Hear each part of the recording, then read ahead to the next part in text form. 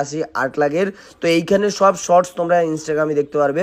আর এদিকে আমিও বাস হাঁপিয়ে যাচ্ছিলাম মাঝে মাঝে, কারণ আমি মিথিকে নিয়ে নিয়ে উঠছিলাম অনেকটা, তো ওই জন্য আমার একটু কষ্টটা বেশি হচ্ছিল।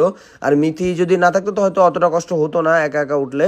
আর এদিকে দেখো মিথি তো আর হাঁটতেই পারছে না, মানে ও বসে পড়েছে এই জায়গায়, কারণ এত পরিমাণে কষ্ট হচ্ছে না কি বলবো গাইস, খতরনাক লেভেলের। সব থেকে বেশি কষ্ট হচ্ছে এই কারণে যে আমরা উপোস, মানে আমরা সারাদিন কিচ্ছু খাইনি, না খেয়ে আমরা পুরোপুরি হাঁটছি, কারণ না খেয়ে আমরা ভেবেছি পুজো দেবো।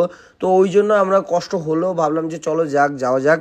আর 14 কিলোমিটারটা প্রথমে মনে হচ্ছিল যেন হয়তো ধারে হয়ে যাবে, কিন্তু গাইস এত দূর না কি বলবো, 14 কিলোমিটার, মানে একটু আধটু হলে হতো। লাস্টে আমি বললাম চলো আমি দৌড়ে দৌড়ে উঠবো, বাট এখান থেকে দৌড়ে ওঠা যায় না।